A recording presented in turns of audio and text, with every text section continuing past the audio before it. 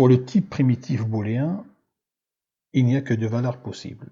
En effet, une variable de ce type ne peut avoir comme valeur que true, le vrai logique, ou bien false, le faux logique. Exemple, si je fais var x égale true, type of x donne booléen. Je peux faire var y égale 9 strictement supérieur à 7, type of y, c'est booléen. Sa valeur c'est true car 9 supérieur à 7 est une proposition vraie. Et ainsi de suite. Une chose très utilisée en JavaScript, extrêmement importante à savoir, est que toute valeur JavaScript, quel que soit son type, mais vraiment toute valeur, numérique, string, tableau, undefined, les fonctions, les objets littéraux, tout, les expressions régulières, nul, none, tout, absolument tout, toute valeur JavaScript est convertible en booléen. Bon, c'est tout, ça a l'air banal pour l'instant. Si je déclare une fonction, par exemple, function f de x, qui fait if x, console.log yes, et elle retourne systématiquement la valeur 0. Sans surprise, l'appel de fTrue affiche yes. Avec false, ça n'affiche rien. Maintenant, si je fais f de 5, ça donnerait quoi? À un moment donné, on va avoir if 5. L'opérateur if est censé recevoir une expression booléenne true ou false.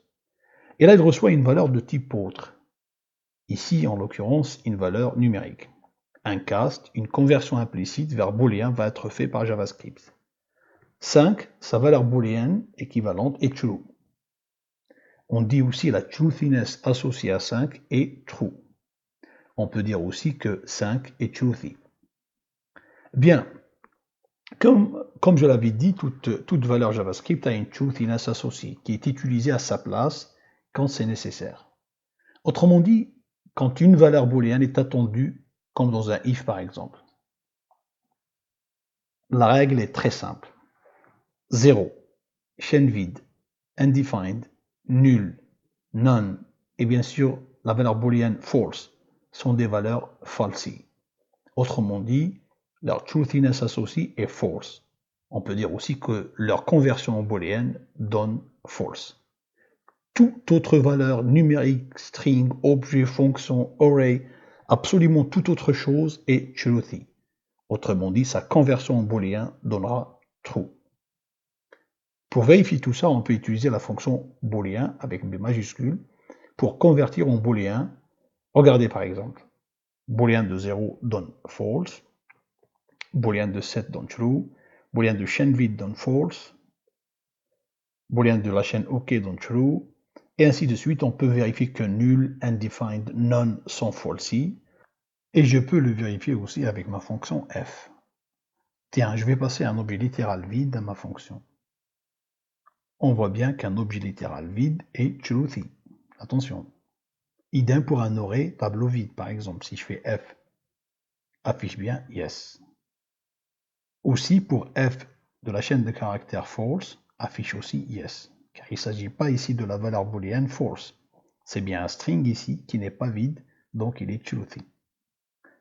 Et pour finir, un dernier appel à f avec une fonction anonyme, f de function, qui ne fait rien. Comme attendu, ça affiche yes.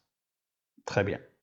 Je répète une dernière fois la règle 0, chaîne vide, undefined, nul, none, et bien sûr la valeur booléenne false sont des valeurs falsy. Autrement dit, leur truthiness associée est false. Et on peut dire aussi que la conversion en booléenne de ces valeurs-là, c'est false.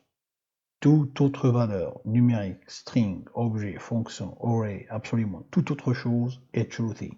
Autrement dit, sa conversion en booléenne donnera true.